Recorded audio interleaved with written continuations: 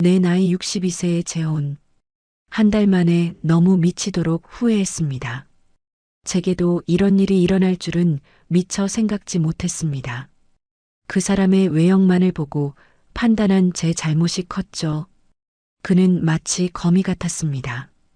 그리고 그가 쳐놓은 거미줄에 제가 걸린 것이죠.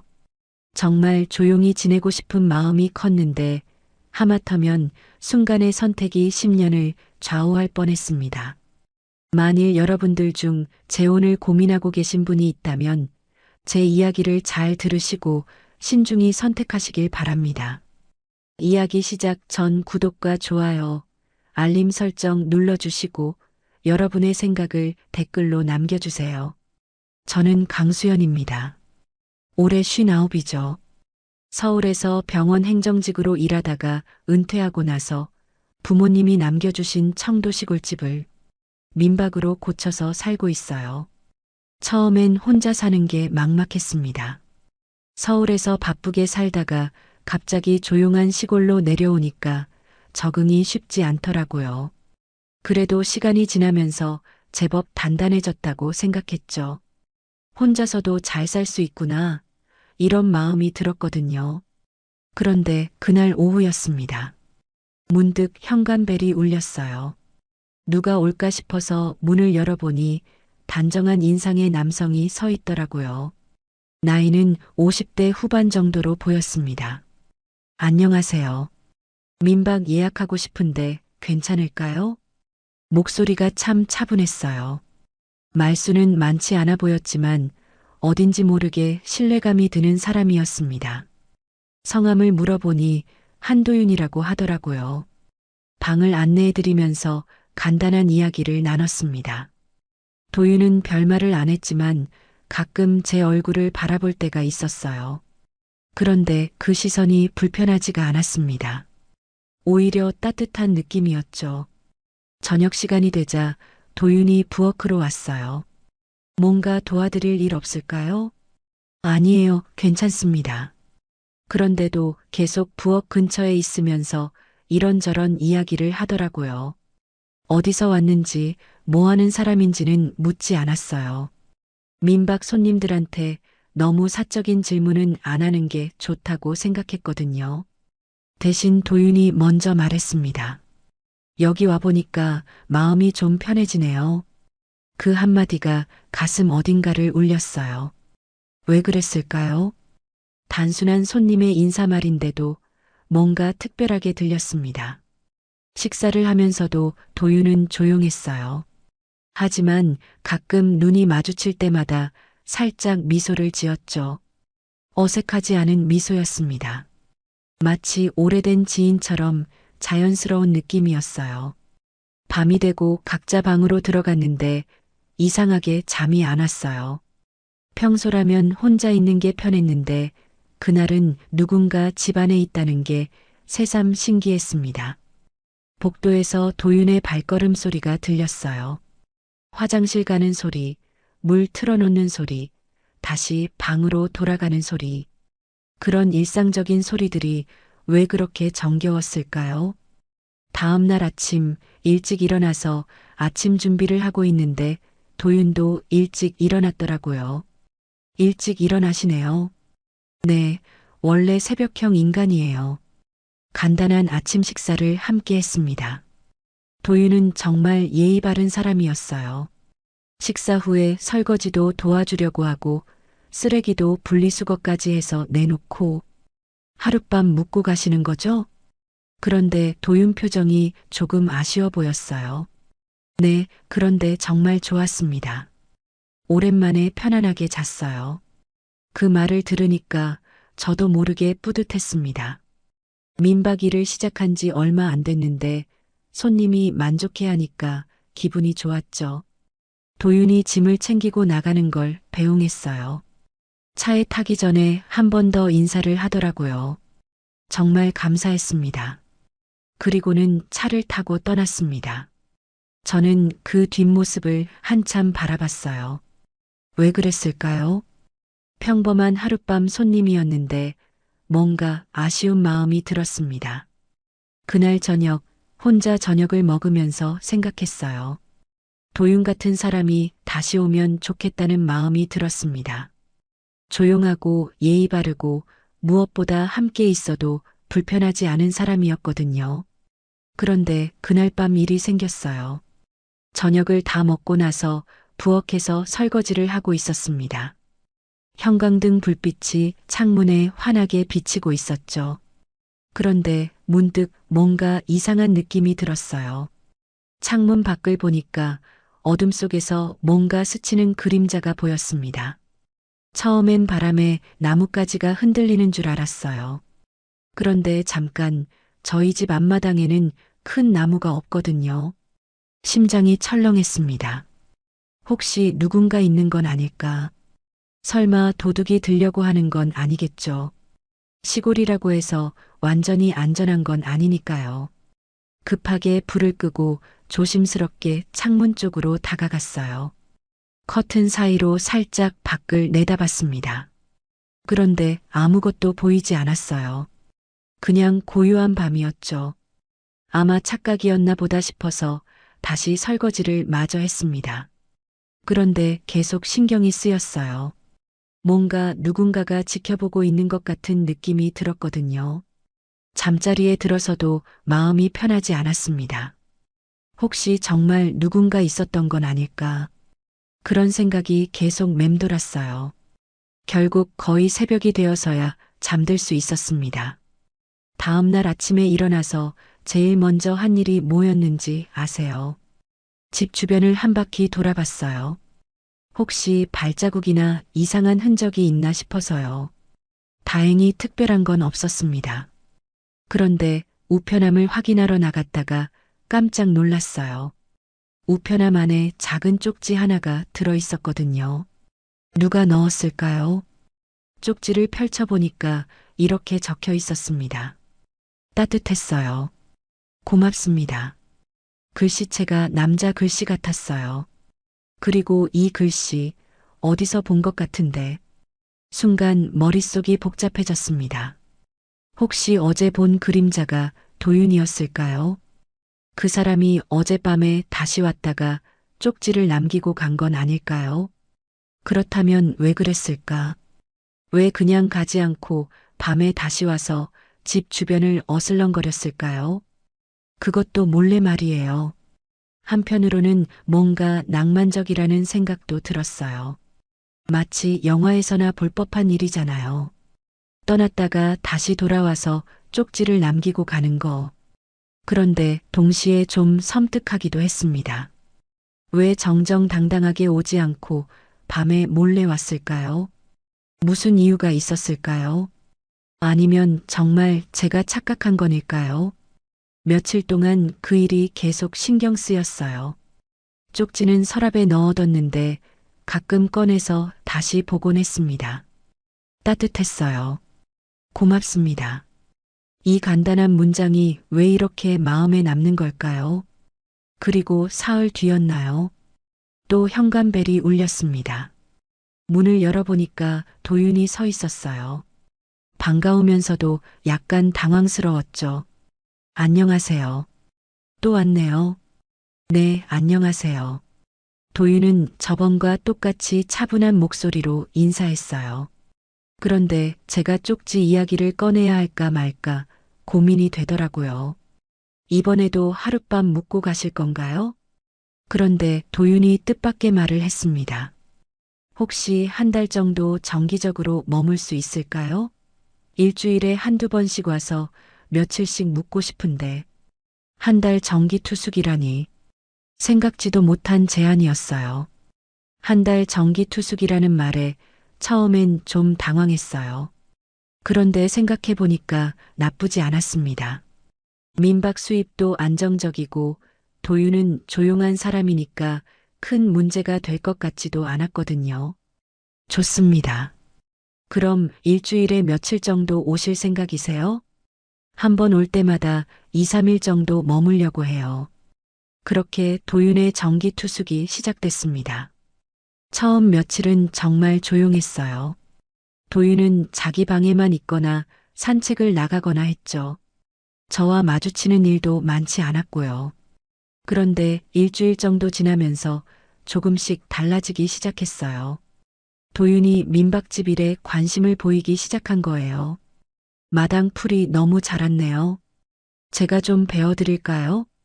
처음엔 괜찮다고 했는데 도윤이 자꾸 하겠다고 하더라고요. 결국 허락했죠. 그런데 정말 깔끔하게 잘 배워주었어요. 보기에도 훨씬 좋아졌습니다. 고마워요. 혼자 하려니까 힘들었는데 별 말씀을요. 이런 일은 제가 더 잘할 수 있으니까요. 그 다음에는 현관앞 화단을 정리해 주겠다고 했어요. 잡초도 뽑고 꽃도 새로 심어주겠다고요.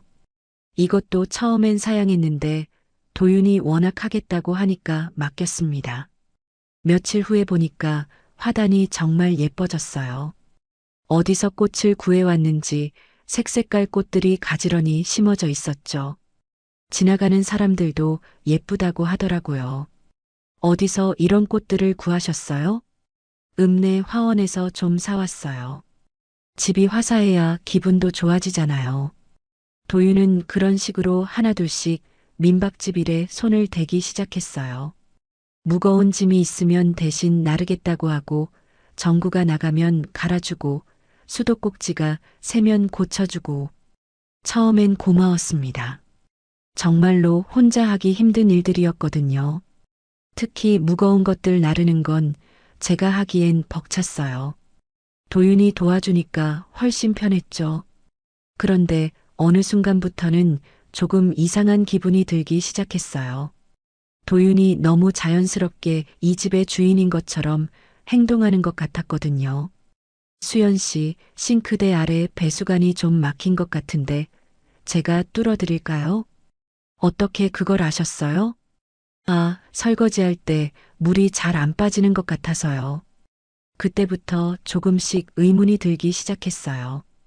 도윤이 언제부터 이렇게 세세한 부분까지 관심을 갖게 된 걸까요?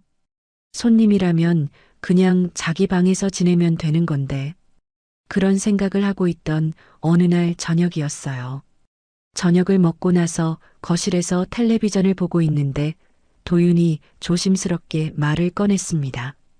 수연 씨, 이야기 하나 해도 될까요? 네, 뭔데요? 도윤이 잠시 망설이더니 이렇게 말했어요. 혼자 지내는 게 너무 힘들어요. 수연 씨가 곁에 있어주면 좋겠어요. 갑작스러운 고백이었습니다. 아니, 고백이라고 해야 할까요? 무슨 말인지 정확히 모르겠었어요. 그게 무슨 뜻이에요? 그냥, 이렇게 함께 있으니까 마음이 편해져요. 서로 의지하면서 살면 안 될까요? 그 말을 듣고 가슴이 조금 두근거렸어요. 솔직히 말하면 나쁘지 않은 제안이라는 생각도 들었거든요. 혼자 사는 것도 외롭긴 했으니까요. 하지만 너무 갑작스러웠어요. 아직 서로를 잘 모르는데 그런 이야기를 하다니 뭔가 성급한 것 같았습니다. 좀 생각해 볼게요. 그렇게 대답하고 각자 방으로 들어갔어요. 잠자리에 들기 전에 양치를 하려고 욕실에 갔는데 그때 이상한 걸 발견했습니다. 세면대 위에 낯선 칫솔이 하나 놓여 있었어요. 분명히 제 칫솔 옆에 나란히 놓여 있었죠. 새 칫솔이었어요. 아직 포장도 뜯지 않은 순간 몸에 소름이 돋았습니다. 언제 이걸 가져다 놓은 거죠? 저한테 물어보지도 않고 말이에요. 도윤이 둔 게 분명했어요. 다른 사람이 올 리가 없으니까요. 그런데 왜 허락도 받지 않고 이런 걸 해놓은 걸까요? 사소한 일일 수도 있어요. 그냥 칫솔 하나잖아요. 그런데 왜 이렇게 불편한 기분이 드는 걸까요? 마치 누군가 제 영역에 허락 없이 들어온 것 같은 느낌이었어요. 칫솔 일이 있고 나서 며칠 동안은 도윤과 어색했어요. 그 칫솔에 대해서 물어봐야 할까 말까 고민했거든요. 결국 아무 말도 하지 않았습니다. 뭔가 소심한 것 같기도 하고 괜히 민감하게 구는 것 같기도 했어요. 도윤은 평소와 다름없이 행동했습니다. 마당일도 하고 이것저것 도와주고 칫솔 일은 없었던 것처럼 말이에요. 그런데 저는 계속 신경이 쓰였어요. 그러던 어느 날이었습니다. 도윤이 저녁을 먹고 나서 조심스럽게 말을 꺼냈어요. 수연 씨, 드릴 말씀이 있어요. 무슨 말일까 싶어서 기다렸죠. 그런데 도윤이 주머니에서 편지 봉투 하나를 꺼내더라고요. 이거 읽어보세요. 편지라니. 요즘 시대에 손편지를 쓰는 사람이 있나 싶었어요. 봉투를 뜯어서 편지를 펼쳐봤는데 정말 정성스럽게 쓴 편지였습니다. 내용은 대략 이런 거였어요. 혼자 살면서 얼마나 외로웠는지, 저를 만나서 얼마나 행복한지, 그런 이야기들이 적혀 있었죠. 글씨도 반듯하고 내용도 진심이 느껴졌어요. 그런데 마지막 부분이 좀 당황스러웠습니다. 우리 혼인신고부터 해요. 그래야 누구 눈치 안 보고 살 수 있잖아요. 이렇게 적혀 있었거든요. 혼인신고라니. 너무 갑작스러운 제안이었어요. 아직 연인 사이도 아닌데 갑자기 혼인신고 이야기를 하다니. 어떻게 반응해야 할지 모르겠더라고요. 이게 무슨 말이에요? 그냥 저희가 함께 살면서 서로 의지하면 좋을 것 같아서요. 형식적으로라도 혼인신고를 하면 더 안정적이잖아요. 도윤의 표정은 진지했어요. 장난으로 하는 말이 아니라는 게 느껴졌죠. 그런데 저는 너무 놀라서 뭐라고 대답해야 할지 몰랐습니다. 좀 생각해 볼게요. 그날 밤 잠이 안 왔어요. 혼인신고라는 말이 계속 머릿속을 맴돌았거든요. 솔직히 말하면 아주 나쁜 제안은 아니었어요. 혼자 사는 것도 외롭고 도윤은 착한 사람 같았으니까요. 하지만 너무 성급한 것 같았습니다. 아직 서로를 잘 모르는데 혼인신고까지 하다니. 그래도 아들 태민이한테는 이야기해봐야겠다고 생각했어요. 다음날 태민이한테 전화를 걸었습니다. 어떻게 말을 꺼내야 할지 고민하다가 조심스럽게 이야기를 시작했어요. 태민아, 엄마한테 할 말이 있어. 무슨 일이세요? 사실은 요즘 민박에 정기적으로 오시는 분이 계셔. 좋은 분인데 그렇게 도윤에 대한 이야기를 천천히 해줬어요. 어떻게 만났는지, 어떤 사람인지, 그리고 혼인신고 제안까지 모든 걸 털어놨습니다.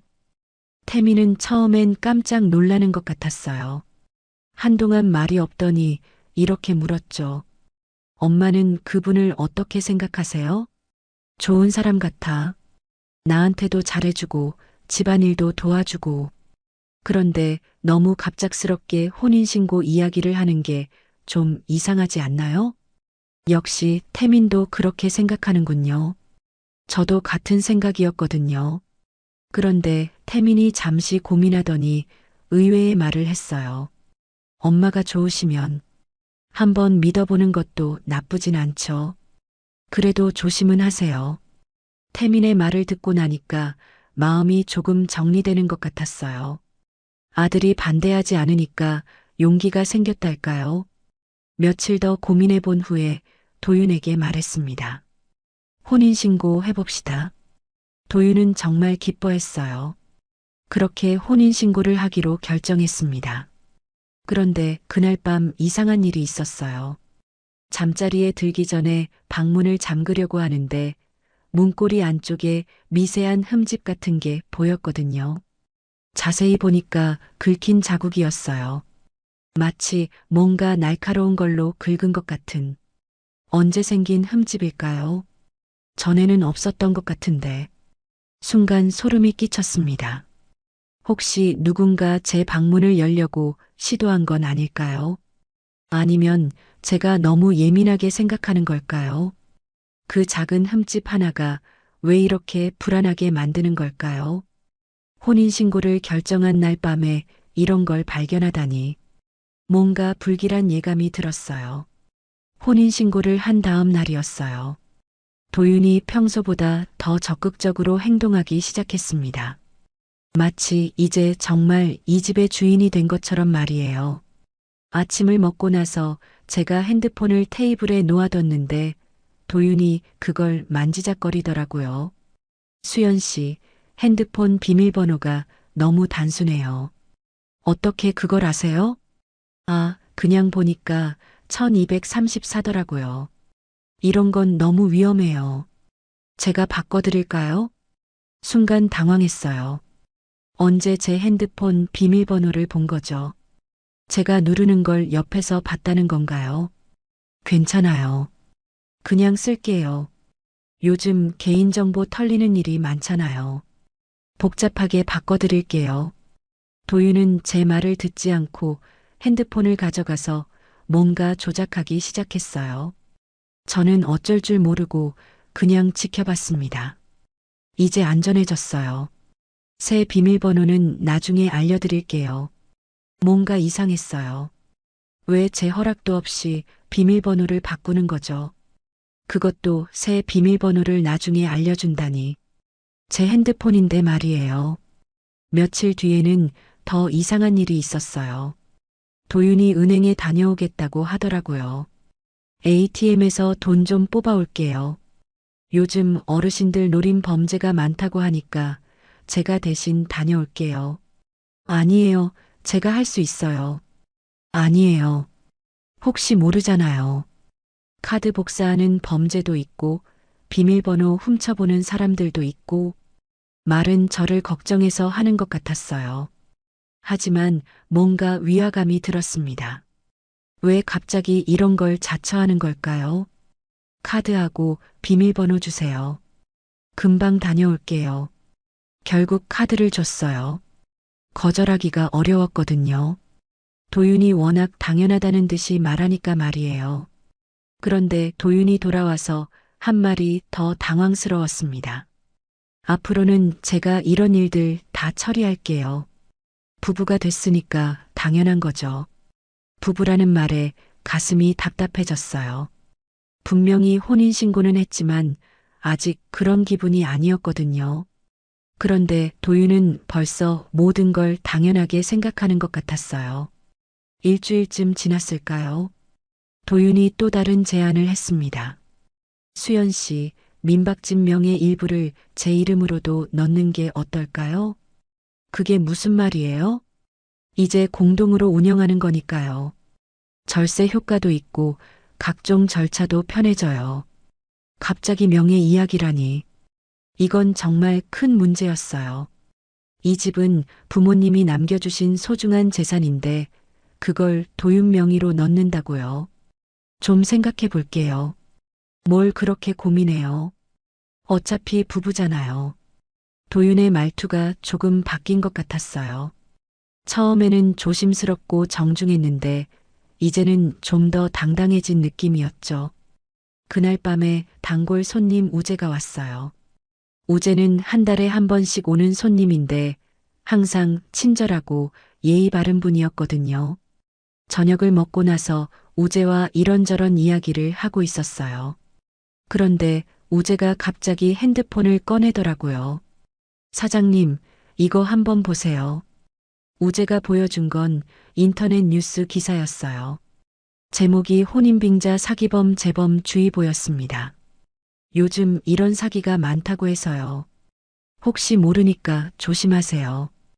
호기심에 기사를 읽어봤는데 내용이 소름 끼쳤어요. 중년 여성들을 노린 혼인빙자 사기에 대한 내용이었거든요. 그런데 기사에 첨부된 사진을 보고 심장이 멈추는 줄 알았어요. 사기범의 얼굴이 도윤과 똑같았거든요. 아니, 정확히 일치했어요. 이 사람. 우재가 제 표정을 보고 놀라더라고요. 사장님, 왜 그러세요? 얼굴이 하얘졌는데. 저는 뭐라고 대답해야 할지 몰랐어요. 이게 정말 도윤인가요? 아니면 그냥 닮은 사람인 걸까요? 하지만 너무 똑같았어요. 그 순간 모든 게 이해되기 시작했어요. 갑작스러운 혼인신고 제안, 핸드폰 비밀번호 변경, ATM 카드 요구, 그리고 명예 변경 제안까지 모든 게 퍼즐처럼 맞아떨어졌습니다. 우재가 간 후에 밤새 잠을 못 잤어요. 그 기사 사진이 계속 머릿속에 맴돌았거든요. 도윤과 너무 똑같은 얼굴이었어요. 우연의 일치일 수도 있지만 아닐 가능성이 더 컸습니다.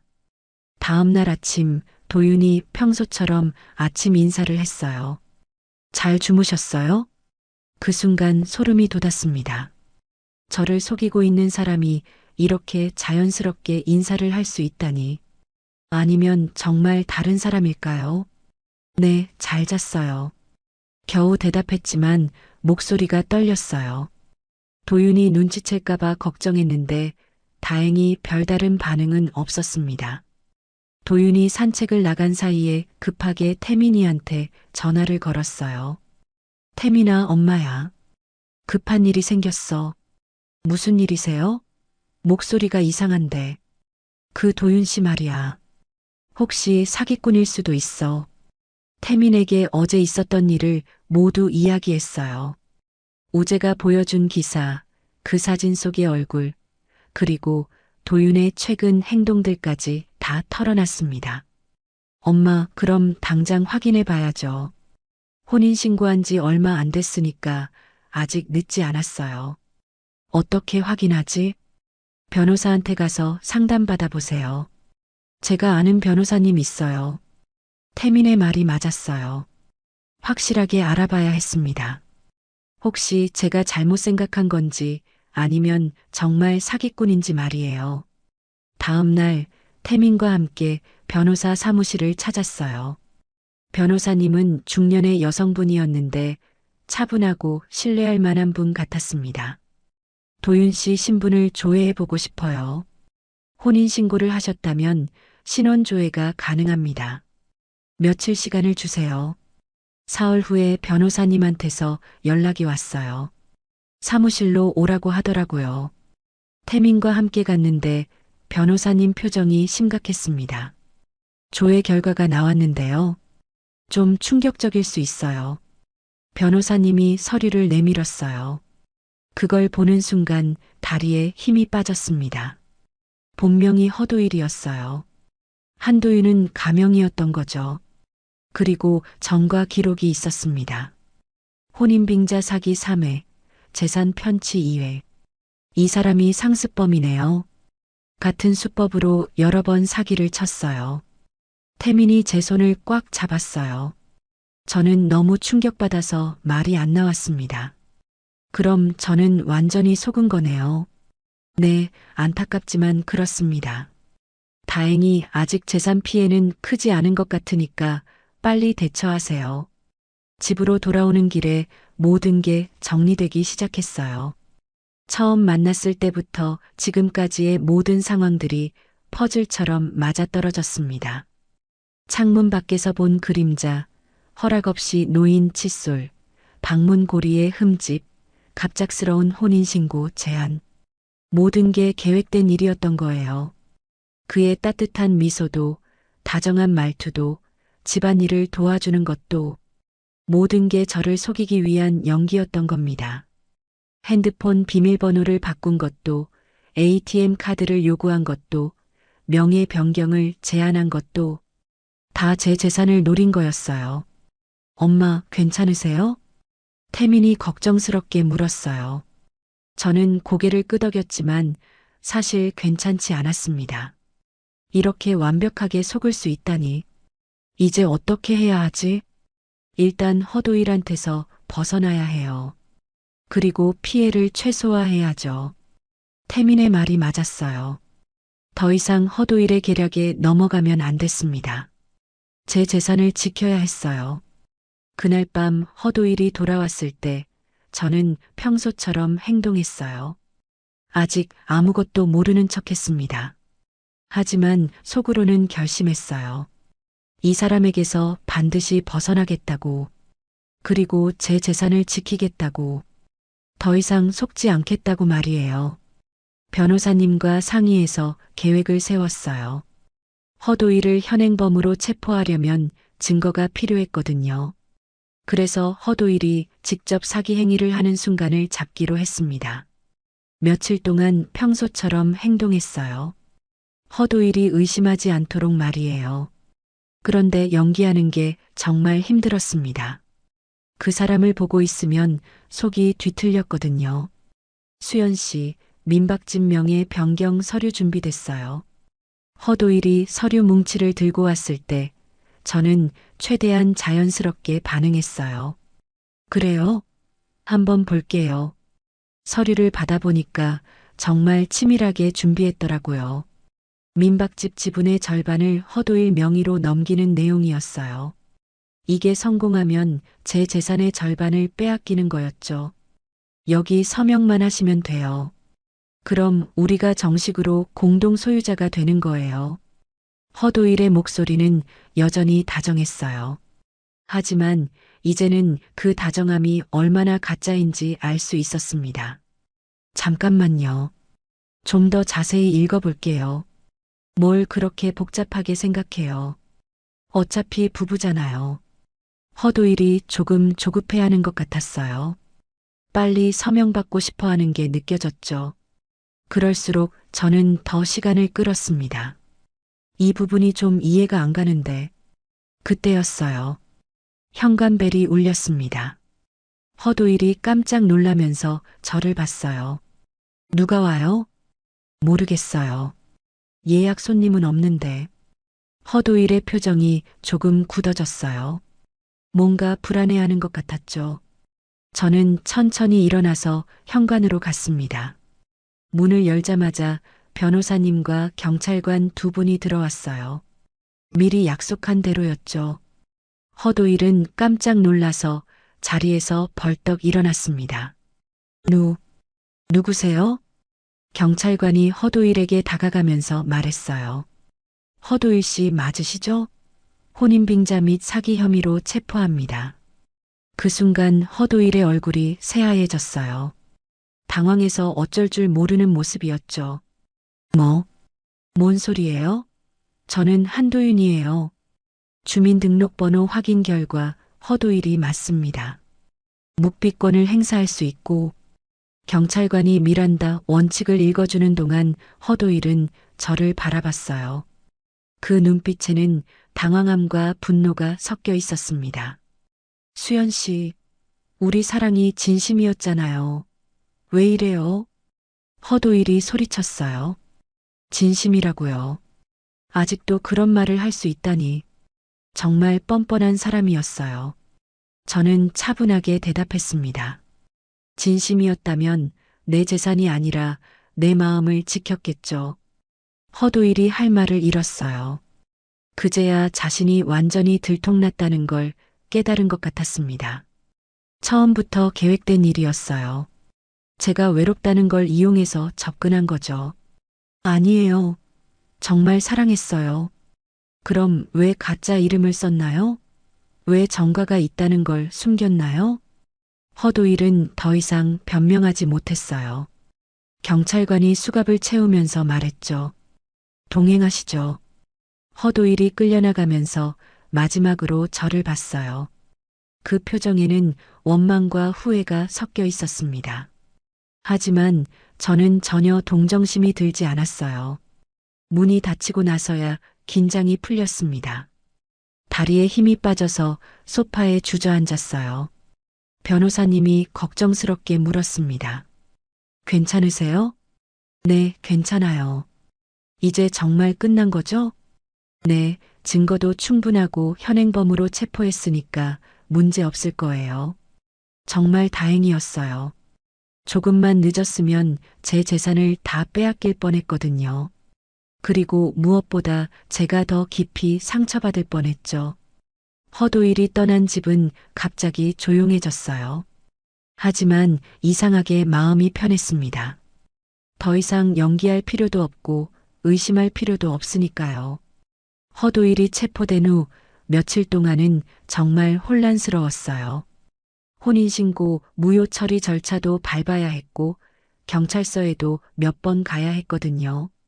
다행히 재산 피해는 없었지만 마음의 상처는 컸습니다. 처음 일주일 정도는 집 밖으로 나가기가 싫었어요. 사람들이 저를 어떻게 볼까 싶어서요. 바보 같은 여자, 쉽게 속은 여자라고 생각할까봐 두려웠습니다. 민박 예약도 모두 취소했어요. 당분간은 손님을 받을 마음이 없었거든요. 집에서 혼자 지내면서 그동안 있었던 일들을 되돌아봤습니다. 정말 아무런 의심 없이 허도일을 믿었던 제 자신이 한심했어요. 그런데 동시에 이런 생각도 들었습니다. 외로움이 저를 이렇게 만든 건 아닐까요? 태민이 가끔 전화를 해서 안부를 물었어요. 엄마, 너무 자책하지 마세요. 엄마 잘못이 아니에요. 그래도 너무 쉽게 속았잖아. 엄마가 착하셔서 그런 거예요. 나쁜 건 그 사기꾼이지 엄마가 아니에요. 태민의 말이 위로가 됐어요. 하지만 여전히 마음이 무거웠습니다. 한 달쯤 지나서 우재가 안부 전화를 했어요. 사장님, 괜찮으세요? 민박은 언제부터 다시 하실 거예요? 아직 생각이 안 정리됐어요. 그런 일 겪으셨으니 당연하죠. 그런데 사장님이 너무 자책하실 필요는 없어요. 우재의 말을 듣고 용기가 났어요. 이렇게 걱정해주는 사람들이 있다는 게 고마웠거든요. 2달 후부터 조금씩 민박을 다시 시작했어요.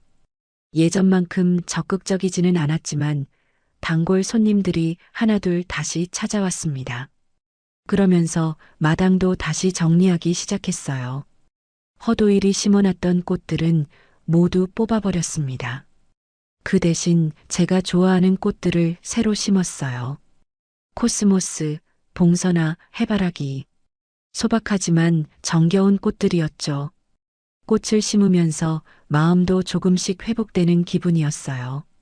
6개월 후에는 뜻밖의 제안을 받았어요. 지역 복지관에서 사기 예방 강연을 해달라는 거였습니다. 제가 그런 강연을 할 수 있을까요? 오히려 직접 경험하신 분이 말씀하시는 게 더 설득력 있을 거예요. 처음엔 망설였어요. 제 창피한 경험을 남들 앞에서 이야기한다는 게 쉽지 않았거든요. 하지만 저 같은 피해자가 더 생기지 않으려면 해야 할 일이라고 생각했습니다. 첫 강연은 정말 떨렸어요.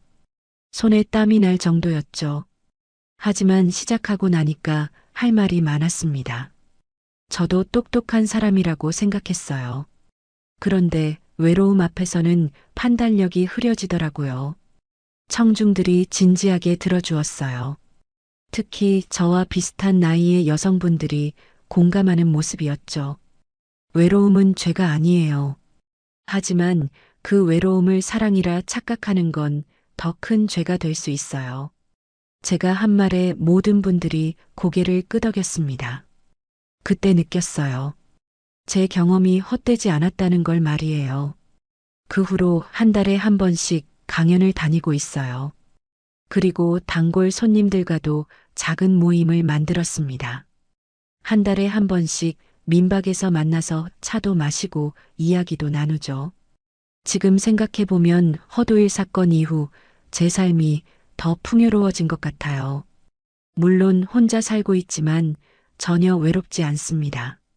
진짜 사람들과의 관계가 얼마나 소중한지 알게 됐거든요.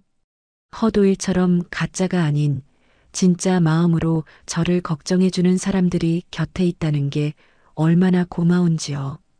오늘도 마당에 새로 심은 꽃들이 예쁘게 피었어요. 혼자 보기 아까울 정도로 말이에요. 하지만 이제는 혼자 봐도 충분히 행복합니다.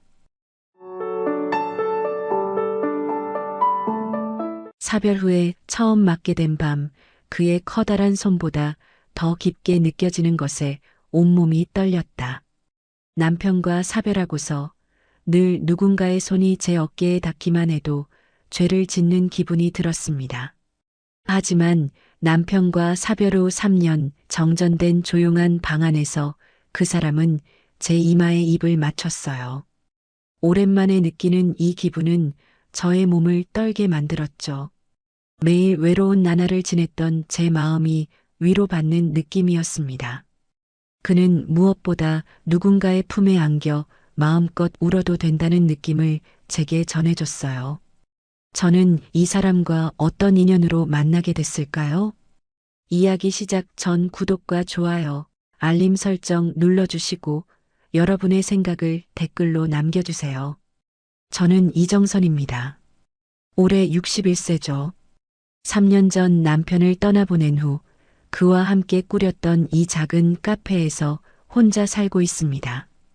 강원도 외곽 국도변에 자리 잡은 우리 카페는 정말 작았어요. 테이블 5개에 의자 18개가 전부였습니다. 남편이 직접 만든 나무 선반에는 커피잔들이 가지런히 놓여 있었죠. 하지만 지금은 그 위에 먼지만 수북이 쌓여 있었습니다. 남편이 떠난 후 저는 카페 문을 닫았어요. 도저히 혼자서는 손님을 맞을 수가 없었거든요. 매일 아침 일어나면 남편이 서 있던 커피 머신 앞을 바라봤습니다. 그 자리는 여전히 비어 있었어요. 여보, 오늘은 날씨가 참 좋네. 혼자 중얼거리는 게 습관이 되었습니다. 대답은 없었지만요. 창밖으로 보이는 산은 계절이 바뀔 때마다 색깔을 바꿨는데 저에게는 모든 게 회색빛이었어요. 그러던 어느 여름날이었습니다. 새벽 6시쯤 되었을까요? 저는 늘 그 시간에 일어나 창가에 앉아 차를 마시곤 했어요. 그날도 마찬가지로 차를 우리고 있는데 국도변 주유소에서 움직이는 사람 하나가 눈에 들어왔습니다. 중년 남자였어요. 키가 제법 크고 어깨가 넓었습니다. 그런데 뭔가 달랐어요. 다른 주유소 직원들과는 다르게 움직임이 조심스러웠거든요. 기름 호스를 감는 모습도 바닥을 청소하는 모습도 마치 누군가를 배려하는 것 같았어요. 며칠 동안 계속 그 남자를 보게 되었습니다. 매일 새벽 같은 시간에 나타나서 성실하게 일하는 모습이었어요. 그런데 이상했습니다. 왜 계속 그 사람에게 시선이 가는 걸까요? 남편과 함께 살 때는 주유소 직원들을 신경 쓴 적이 없었거든요. 그저 기름 넣으러 갈 때나 마주치는 사람들이었으니까요. 하지만 혼자가 된 후에는 모든 게 달라 보였습니다. 어느 날은 그 남자가 주유소 앞 화단에 물을 주는 모습을 봤어요. 아무도 시키지 않았는데 스스로 하는 일이었습니다. 꽃들이 시들까봐 걱정하는 듯한 표정이었어요. 저런 사람도 있구나. 혼자 중얼거렸습니다. 남편이 살아있었다면 저런 모습을 보고 뭐라고 했을까요? 아마 성실한 사람 같네라고 말했을 것 같아요. 그 생각을 하니 갑자기 눈물이 났습니다. 남편과 나눴던 사소한 대화들이 그리워졌어요. 이제는 혼자 중얼거리는 것만 남았으니까요. 카페 안은 여전히 조용했습니다. 시계 소리만 똑딱똑딱 들렸어요. 3년 전 그날 이후로 멈춰버린 제 시간 속에서 유일하게 움직이는 건 시계 바늘 뿐이었습니다. 그런데 그 평범한 일상이 하루아침에 바뀌었어요. 어느 날 오후 카페 문이 삐걱거리며 열렸습니다. 저는 깜짝 놀라 고개를 들었어요. 3년 동안 문을 닫고 있었는데 누군가 들어오다니요. 주유소에서 보던 그 남자였습니다. 키가 크고 어깨가 넓은 그 성실해 보이던 사람이요. 그런데 가까이서 보니 생각보다 나이가 많아 보였어요. 아마 저와 비슷하거나 조금 더 많을 것 같았습니다. 안녕하세요. 남자가 조심스럽게 인사했습니다. 목소리가 낮고 차분했어요. 저는 어떻게 대답해야 할지 몰라 그냥 고개만 끄덕였습니다. 손님을 맞는 게 얼마나 오랜만인지 몰라요. 그는 카페 안을 둘러보더니 조용히 말했습니다. 에어컨도 없이 혼자 고생 많으시네요. 그 말을 듣는 순간 저는 얼어붙었어요. 마치 벼락을 맞은 것 같았습니다. 남편이 떠난 후 3년 동안 아무도 제 상태를 걱정해 준 사람이 없었거든요. 손이 떨렸습니다. 물컵을 집으려 했는데 자꾸 놓칠 것 같았어요. 겨우 물을 따라서 그에게 건넸습니다. 한마디도 할 수 없었어요. 목구멍이 막힌 것 같았거든요. 감사합니다. 남자는 물을 받으며 미소를 지었습니다. 그런데 그 미소가 어떤 의미인지 저는 알 수 없었어요. 동정인지 친근함인지 아니면 단순한 예의인지요. 그날 이후 이상한 일이 일어났습니다. 매일 새벽 6시 반쯤 되면 카페 문이 열렸어요. 그 남자가 주유소 일을 시작하기 전에 들러서 커피 한 잔을 주문하는 거였습니다. 처음에는 당황스러웠어요. 3년 동안 혼자였는데 갑자기 매일 손님이 오니까요. 그런데 며칠 지나니 기다리고 있는 저를 발견했습니다. 새벽 6시 반이 되면 자연스럽게 커피 머신을 켜고 있더라고요. 오늘도 이른 시간에 수고 많으십니다. 아니에요. 일찍 일어나는 게 습관이라서요. 간단한 대화였지만 저에게는 큰 의미였어요. 3년 동안 혼자 중얼거리기만 했는데 누군가와 주고받는 말이 있다는 게 신기했습니다. 그런데 한 가지 이상한 게 있었어요. 그 남자는 절대 서두르지 않았습니다. 커피를 천천히 마시면서 창밖을 보거나 제가 하는 일을 조용히 지켜봤어요. 마치 이 시간 자체를 소중히 여기는 것 같았습니다. 혹시 아침 식사는 하시나요? 어느 날 그가 물었습니다. 저는 깜짝 놀랐어요.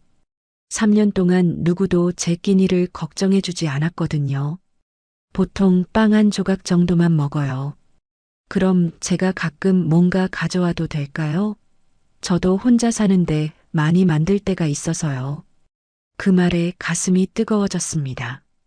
누군가 저를 위해 뭔가를 준비하겠다고 하다니요. 남편 이후로는 처음이었어요. 며칠 후 그는 정말로 도시락을 가져왔습니다. 김밥이었는데 정성스럽게 싸온 게 보였어요. 한 입 먹어보니 짠맛이 딱 맞았습니다. 맛있어요. 직접 만드신 거예요? 네, 서툴지만요. 그때 문득 깨달았습니다.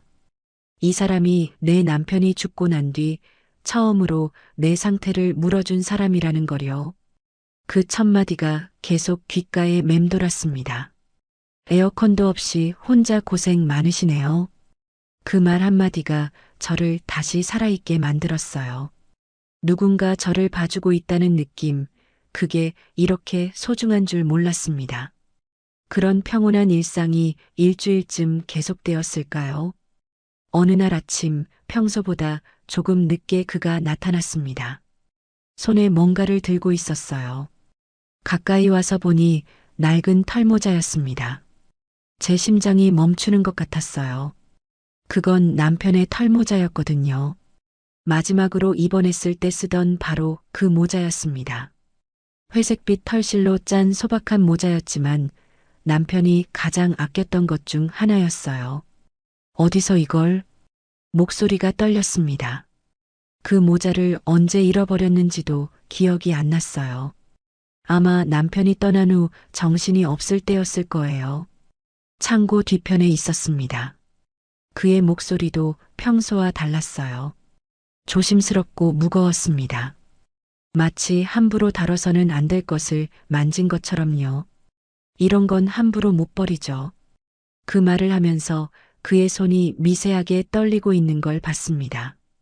털모자를 건네는 손가락 끝이 조금씩 흔들리고 있었어요. 왜 그럴까요? 단순히 남의 물건을 찾아준 것뿐인데 말이에요. 저는 그 모자를 받아들었습니다.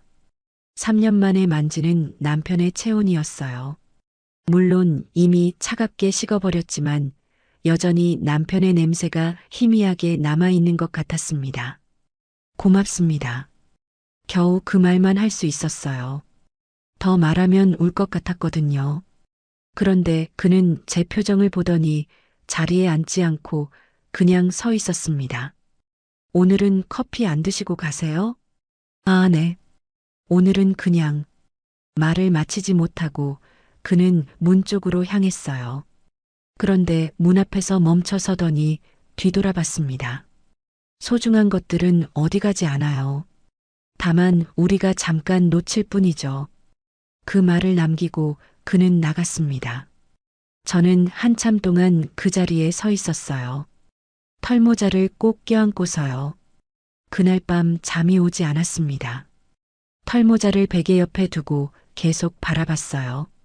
남편이 그 모자를 쓰고 웃던 모습이 생각났습니다. 겨울마다 그 모자를 쓰고 눈사람을 만들어주던 모습도요. 그런데 이상했어요. 슬픔보다는 궁금함이 더 컸습니다. 그 남자는 왜 그렇게 조심스러워 했을까요? 왜 손이 떨렸을까요? 그리고 마지막에 한 말은 무슨 뜻이었을까요? 소중한 것들은 어디 가지 않아요. 그 말이 계속 머릿속을 맴돌았습니다. 마치 경험에서 우러나온 말 같았어요. 누군가 잃어본 사람만이 할 수 있는 말 같았습니다. 다음 날 아침 그는 평소와 같은 시간에 왔어요. 그런데 뭔가 달랐습니다. 눈빛이 더 조심스러웠고 말수도 적었어요. 어제는 고마웠어요. 제가 먼저 말을 걸었습니다. 그는 고개를 끄덕이더니 조용히 대답했어요. 별일 아니었습니다. 아니에요. 저에게는 정말 소중한 거였어요. 그 말에 그의 표정이 잠깐 흔들렸습니다. 마치 무언가 가슴 깊은 곳이 건드려진 것 같았어요. 혹시 저는 용기를 내어 물어봤습니다. 혹시 당신도 뭔가 소중한 걸 잃어본 적이 있나요? 그 질문에 그는 한참 동안 말이 없었어요. 커피를 들고 있던 손이 또 미세하게 떨렸습니다. 그리고 나서 작은 목소리로 대답했어요. 네, 있습니다. 그 순간 알았어요. 이 사람도 저처럼 뭔가를 떠나보낸 사람이라는 걸요. 그래서 제 마음을 이해하는 거였고, 그래서 털모자를 그렇게 조심스럽게 다뤘던 거였어요. 우리는 그날 처음으로 서로의 아픔을 조금씩 나누기 시작했습니다. 그렇게 조금씩 마음을 열어가던 어느 날 밤이었습니다. 태풍 경보가 내려진 날이었어요. 바람 소리가 무서울 정도로 거셌습니다. 창문을 때리는 빗소리에 잠이 깰 정도였죠. 밤 10시쯤 되었을까요? 갑자기 카페 안이 깜깜해졌습니다. 정전이었어요. 냉장고 돌아가는 소리도 멈췄고 에어컨도 꺼졌습니다. 순간 너무 조용해져서 오히려 무서웠어요. 손전등을 찾으려고 더듬거리고 있는데 카페 문을 두드리는 소리가 들렸습니다. 이런 밤에 누가 올까요? 문을 열어보니 그 남자였어요. 비에 흠뻑 젖은 채로 랜턴과 손전등을 들고 서 있었습니다. 괜찮으세요? 불이 다 나갔던데요. 숨이 가빠 보였어요. 아마 급하게 달려온 것 같았습니다. 왜 이런 밤에 저를 걱정해서 왔을까요? 네, 괜찮아요. 그런데 이런 날씨에 왜? 냉장고 음식들 다 상할 텐데요. 제가 아이스박스 가져왔어요. 정말로 큰 아이스박스를 끌고 왔더라고요. 냉장고 안에 음식들을 옮기는데 두 사람이 해야 할 일이 많았습니다. 여기 너무 더워요. 창고로 가시죠. 창고는 카페보다 조금 더 시원했어요. 그곳에서 랜턴을 켜고 나란히 앉았습니다. 그는 부채 2개를 가져왔더라고요. 이거라도 있으면 조금 나을 거예요. 부채질을 하면서 우리는 조용히 앉아 있었습니다. 태풍 소리만 윙윙거리고 있었어요. 랜턴 불빛이 창고 안을 희미하게 비추고 있었습니다. 전기 언제쯤 들어올까요? 아마 내일 아침은 되어야 할 것 같아요. 그렇게 말하면서 그는 부채질을 계속했습니다. 제 쪽으로 바람이 오도록 각도를 맞춰서요. 저도 그를 향해 부채질을 했어요. 1시간쯤 그렇게 있었을까요? 갑자기 제 부채가 그의 부채와 부딪혔습니다. 깜짝 놀라서 부채를 놓치려는 순간 그의 손이 제 손목을 잡았어요. 조심하세요. 그 순간이었습니다. 그의 손이 제 손목에 닿은 순간 전기가 흐르는 것 같았어요. 따뜻했습니다. 정말 따뜻했어요. 3년 동안 아무도 제 손을 잡아준 적이 없었거든요. 남편 이후로는 처음이었습니다. 그런데 이상했어요. 단순히 따뜻한 게 아니라 뭔가 더 깊은 게 느껴졌습니다. 그의 손 따뜻하다. 그런데 그보다 더 깊은 무언가가 지금 내 안으로 들어오고 있어. 속으로 그렇게 외쳤어요. 정말 그랬거든요. 손끝에서 시작된 온기가 팔을 타고 올라와서 가슴까지 도달하는 것 같았습니다. 그는 금세 손을 놓았어요. 당황한 듯 보였습니다. 죄송합니다. 그냥 부채가 떨어질까 봐서. 아니에요. 괜찮아요. 하지만 제 목소리는 떨리고 있었습니다. 그의 목소리도 평소와 달랐어요. 뭔가 흔들리는 느낌이었습니다. 우리는 다시 조용해졌습니다. 하지만 공기가 달라졌어요. 아까보다 더 무거워진 것 같았습니다. 서로 의식하고 있다는 게 느껴졌어요. 랜턴 불빛이 그의 얼굴을 비쳤습니다. 평소보다 진지해 보였어요. 무언가 생각에 잠긴 것 같았습니다. 정선 씨, 처음으로 제 이름을 불렀어요. 그동안은 그냥 안녕하세요라고만 했었는데요. 네. 혹시 제가 너무 자주 와서 부담스럽지 않으신가요? 그 질문이 의외였어요.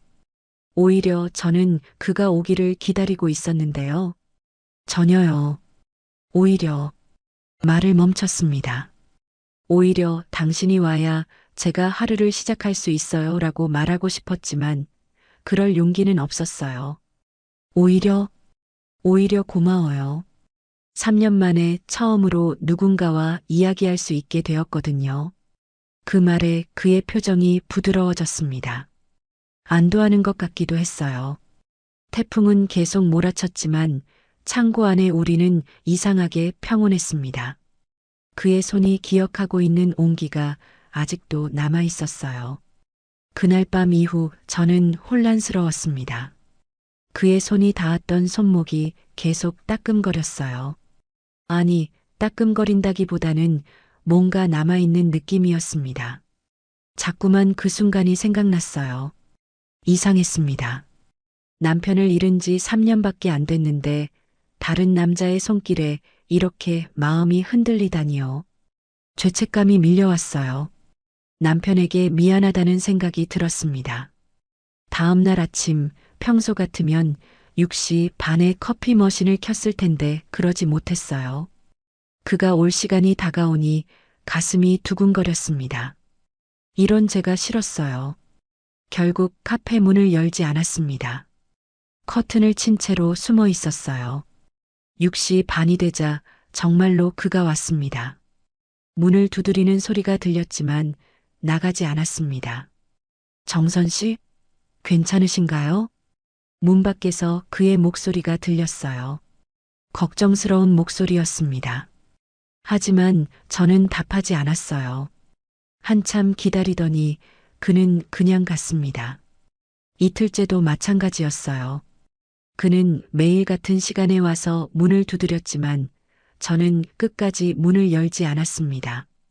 창틈으로 보니 그의 표정이 점점 어두워지는 게 보였어요. 사흘째 되던 날 그는 문을 두드리지 않았습니다. 그냥 카페 앞에 서서 한참 바라보기만 하더라고요. 그리고는 천천히 주유소로 돌아갔어요. 그 모습을 보니 왜 이렇게 가슴이 아픈지 모르겠더라고요. 제가 그를 피하고 있는 건데 정작 제가 더 힘들었습니다. 나흘째부터는 아예 오지 않았어요. 새벽 6시 반이 되어도 카페 앞에 그의 모습은 보이지 않았습니다. 저는 커튼 사이로 계속 밖을 내다봤지만 그는 나타나지 않았어요. 이상했습니다. 그를 피하려고 문을 닫았는데 정작 그가 오지 않으니 더 외로웠어요. 새벽 시간이 이렇게 길고 무서운 줄 몰랐습니다. 3년 동안 혼자 있던 시간보다 더 견디기 힘들었어요. 일주일째 되던 날 저는 견딜 수가 없었습니다. 그가 정말 다시 오지 않을까봐 두려웠어요. 용기를 내어 주유소 앞까지 나가봤습니다. 그는 거기 있었어요. 평소처럼 성실하게 일하고 있었습니다. 하지만 뭔가 달랐어요. 표정이 어두웠고 움직임도 무거워 보였습니다. 한참 망설이다가 다가갔어요. 그는 저를 보고 깜짝 놀라는 것 같았습니다. 안녕하세요. 제가 먼저 인사했습니다. 그는 잠깐 멈춰서더니 조심스럽게 대답했어요. 안녕하세요. 목소리가 평소와 달랐어요. 어색하고 거리감이 느껴졌습니다. 요즘 카페에 안 오시네요. 바보 같은 말이었어요. 제가 문을 안 열어줬으니까 못 온 거잖아요. 그는 한참 말이 없다가 조심스럽게 물었습니다. 제가 무슨 실수라도 했나요? 그 말을 듣는 순간 제 마음이 무너졌어요.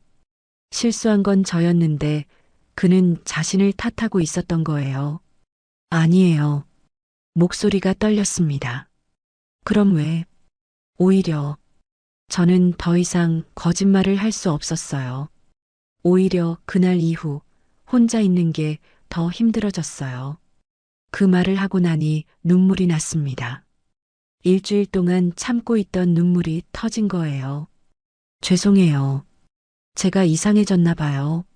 3년 동안 혼자 살았는데 갑자기 누군가와 있는 게 좋아지니까 무서워졌어요. 그는 아무 말 없이 저를 바라봤습니다.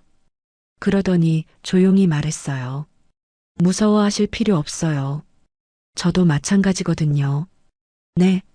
저도 누군가와 함께 있는 게 좋아진 게 무서웠어요. 하지만 이제 알겠어요. 그게 잘못된 감정이 아니라는 걸요. 그의 말에 저는 더 눈물이 났습니다. 그제야 깨달았어요.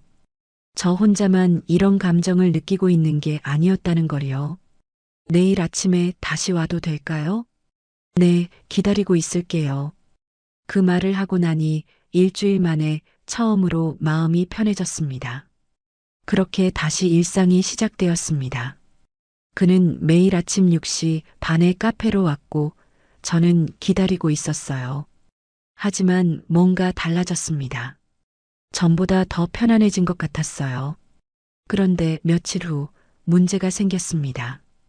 유난히 더운 날이 이어졌는데 에어컨이 고장 나버린 거예요. 수리기사를 불러도 부품이 없어서 일주일은 기다려야 한다고 했습니다. 이런 더위에 어떻게 지내세요? 그가 걱정스럽게 물었어요. 저는 괜찮다고 했지만 실제로는 정말 힘들었습니다. 밤에도 더워서 잠을 제대로 잘 수가 없었어요. 사흘째 되던 날이었습니다. 아침부터 기온이 35도까지 올라갔어요. 카페 안은 찜통 같았습니다. 그날도 그는 평소 시간에 와서 커피를 마셨는데 제가 자꾸 어지러워하는 걸 봤나 봐요. 얼굴이 너무 빨갛네요. 괜찮으세요? 네, 조금 더울 뿐이에요. 그렇게 말했지만 사실 머리가 띵했습니다. 몸도 축 늘어지는 것 같았어요. 오후가 되자 상황이 더 심해졌습니다. 손님도 없는 카페에서 혼자 앉아 있는데 갑자기 눈앞이 깜깜해지더라고요. 그리고는 정신을 잃었습니다. 언제였을까요? 누군가 제 이마에 차가운 수건을 올려놓는 게 느껴졌어요. 눈을 뜨니 천장이 보였습니다. 제 집 침실이었어요. 정신 차리셨네요. 익숙한 목소리였습니다. 고개를 돌리니 그가 제 침대 옆에 앉아 있었어요. 손에는 젖은 수건을 들고 있었습니다. 어떻게 카페에서 쓰러져 계셨어요. 119를 부를까 했는데 열이 너무 심해서 일단 집으로 모시고 왔습니다. 그의 목소리에 걱정이 가득했어요. 얼마나 놀랐을까요? 지금 몇 시예요? 저녁 8시쯤 되었어요. 5시간 정도 주무셨네요. 5시간 동안 제가 정신을 잃고 있었다는 거예요? 그런데 그는 그 시간 동안 계속 제 곁에 있었던 건가요? 침대 옆 탁자를 보니 해열제와 물컵, 그리고 죽 한 그릇이 놓여 있었습니다. 이걸 다 준비해 주신 거예요? 네, 약국에서 해열제 사고 죽도 끓여왔어요. 열이 내리면 조금씩 드세요. 남편도 제가 아플 때 이렇게까지 세심하게 챙겨주지 않았는데 이 사람은 왜 이렇게까지 해주는 걸까요? 고마워요. 하지만 이제 괜찮으니까 가셔도 아직 열이 완전히 내리지 않았어요. 조금 더 지켜보고 갈게요. 그는 다시 제 이마에 차가운 수건을 올려놓았습니다. 그의 손이 제 이마에 닿는 순간 묘한 기분이 들었어요. 차갑고 시원한 느낌이었는데 동시에 따뜻함도 느껴졌습니다. 왜 이렇게까지 해주세요? 저도 모르게 물어봤어요. 그는 잠깐 손을 멈추더니 조용히 대답했습니다. 혼자 아프면 더 힘들잖아요. 그 말에 가슴이 뜨거워졌어요. 정말 그랬거든요. 남편이 떠난 후 혼자 아팠던 적이 몇 번 있었는데 그때마다 정말 외롭고 무서웠습니다. 당신도 혼자 사시나요? 네, 저도 혼자 살아요. 가족은? 옛날에 있었죠. 그 말에 뭔가 깊은 슬픔이 담겨 있는 것 같았어요. 더 묻지 않았습니다. 밤 10시쯤 되자 열이 많이 내렸습니다. 그제야 그는 안심하는 표정을 지었어요. 이제 괜찮은 것 같네요. 내일 아침에 다시 와서 확인해 볼게요. 일어서려는 그를 보니 갑자기 혼자 있기가 싫어졌어요. 조금만 더 있어 주시면 안 될까요? 그 말에 그는 다시 앉았습니다. 네, 괜찮아요. 그는 제 이마에 손을 올려놓은 채 조용히 앉아 있었어요. 그 손길이 정말 따뜻했습니다. 몸은 아직 아팠지만 이상하게 마음은 편안했어요. 3년 만에 처음으로 누군가의 보살핌을 받고 있다는 생각이 들었습니다. 이런 기분이 이렇게 소중한 줄 몰랐어요. 그의 손이 이마 위에 있는 한 저는 혼자가 아니었습니다. 열이 내린 후에도 그는 제 곁에 있어줬습니다. 밤이 깊어가는데도 일어날 생각을 하지 않더라고요. 저도 그가 가기를 원하지 않았어요. 정말 괜찮으시면 이제 가봐야겠어요. 마침내 그가 일어서려고 했습니다. 시계를 보니 밤 11시가 넘어 있었어요. 기다려보세요. 저도 모르게 그의 손을 잡고 있었습니다. 그는 깜짝 놀라며 저를 바라봤어요. 왜 이렇게까지 잘해주세요? 정말 궁금했거든요. 처음 보는 사람도 아니고 그렇다고 가까운 사이도 아닌데 왜 이렇게까지 해주는 걸까요? 그냥 혼자 있으면 안 될 것 같아서요. 그의 목소리가 떨렸습니다. 뭔가 더 깊은 의미가 있는 것 같았어요. 당신도 혼자잖아요. 네, 그래서 더 잘 아는 것 같아요. 혼자 아픈 게 얼마나 무서운지요. 그 말에 제 마음이 뭉클해졌습니다. 정말 그랬거든요. 혼자 아프면 세상에서 가장 외로운 기분이 들어요. 정선 씨, 그가 제 이름을 불렀습니다. 목소리가 평소와 달랐어요. 더 부드럽고 따뜻했습니다. 네, 제가 너무 나댄 건 아닐까요? 무슨 말씀이세요? 이렇게 함부로 들어와서 간병하고 혹시 부담스러우셨을 수도. 아니에요. 저는 그의 말을 끊었습니다. 오히려 고마워요. 3년 만에 처음으로 누군가가 저를 걱정해 줬거든요. 그 말을 하고 나니 눈물이 났어요. 정말 고마웠거든요. 그는 조용히 제 옆에 다시 앉았습니다. 그리고는 조심스럽게 손을 내밀어 제 이마를 만졌어요. 아직 조금 뜨거우네요. 그의 손이 이마에서 천천히 뺨으로 내려왔습니다. 저는 눈을 감았어요. 그 손길이 너무 따뜻해서요. 정선 씨, 다시 제 이름을 불렀습니다. 저는 눈을 뜨고 그를 바라봤어요. 그의 눈빛이 평소와 달랐습니다. 뭔가 간절함이 보였어요. 저도 오랫동안 혼자였어요. 얼마나 오래요? 5년 정도 됐나요? 저보다 더 오래 혼자 살았다는 거예요. 그럼 그도 저처럼 외로웠을 텐데요. 그는 천천히 고개를 숙였습니다. 그리고는 조심스럽게 제 뺨에 입술을 가져다 댔어요. 살짝, 정말 살짝이었습니다. 그 순간 제 온몸이 떨렸어요. 사별 후 처음 맞게 된 밤, 그의 커다란 손보다 더 깊게 느껴지는 것에 온몸이 떨렸습니다. 그의 손이 제 얼굴을 감쌌고 그의 숨결이 제 목덜미에 닿았어요. 따뜻했습니다. 정말 따뜻했어요. 하지만 그보다 더 깊게 느껴진 게 있었습니다. 그의 손길 속에 담긴 마음이었어요. 말없이 나눈 위로, 눈으로 건넨 용기, 그리고 이제 다시 살아도 된다는 허락 같은 감정이었습니다. 무서워요. 저는 속삭였습니다. 뭐가 무서우세요?